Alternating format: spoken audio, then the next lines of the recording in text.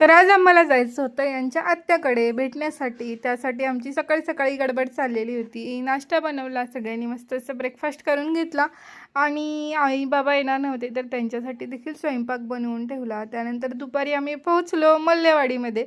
आल्या आल्या मस्त जेवणाची ताटं वगैरे बनवायला थोडीफार हेल्प केली. मस्त पनीरची भाजी, श्रीखंड, मठ्ठा, डाळ फ्राय, चपाती, जिरा राईस असा काही मेन्यू बनवला होता. त्यानंतर दुपारी आम्ही मस्त गप्पा मारत बसलेलो होतो. तर लहानपणीची आठवण ताजी केली या आईस्क्रीमने. लहान असताना हीच आईस्क्रीम खाऊन आपण सगळेच मोठे झालो आहे.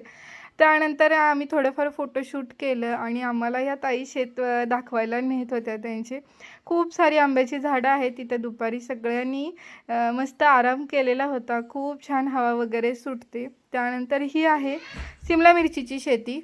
आताच लावण केलेली दिसते कारण झाडं अजून छोटी आहेत. त्यानंतर आलो आम्ही इकडे. तर मुलांची झालेली होती मस्ती. सगळे झाडावरती चढून बसलेले होते. छान वाटत होतं ते इथे.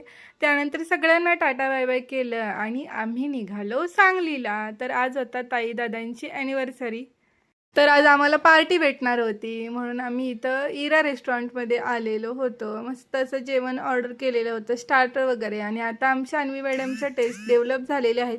ती तिखट खायला शिकले. मस्त मंचुरियनवरती ती ताव मारत होती. त्यानंतर आलो माझ्या माहेरी. माझं आणि आईंचं माहेर सेमच आहे, तुम्हाला तर माहितीच आहे.